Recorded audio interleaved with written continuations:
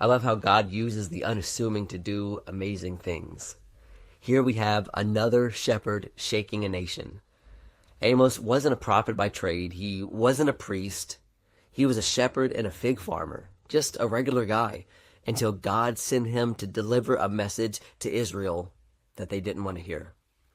On the surface, Israel was thriving. Wealth was flowing, business was booming, and the people were living large. But beneath that prosperity, something rotten was growing. Corruption, oppression, empty religion. The rich trampled the poor, judges were taking bribes, and worship was just a performance, not a pursuit of God. So Amos came in swinging. He says, "You lie on the beds of ivory and feast on lambs and drink wine by the bowlful, but you do not grieve for the ruin of Joseph." Israel thought their success meant that God was on their side, but Amos warned them. Their comfort was a trap, and judgment was on the way. Assyria would come, and the security would crumble. But Amos didn't just call out their sins. He called them back to what really matters. Seek good and not evil, that you may live. Amos 5:14.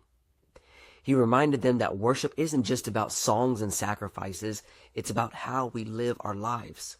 He says, "Let justice roll down like waters, and righteousness like an ever-flowing stream." And even in judgment, though, there was still hope. Amos pointed to a time when God would raise up the fallen tent of David, a promise that found its fulfillment in Jesus and his kingdom. So what about us? Are we just going through the motions? Are we comfortable in our routines but blind to what really matters? Let's make sure that our faith isn't just words but action, justice, and real devotion.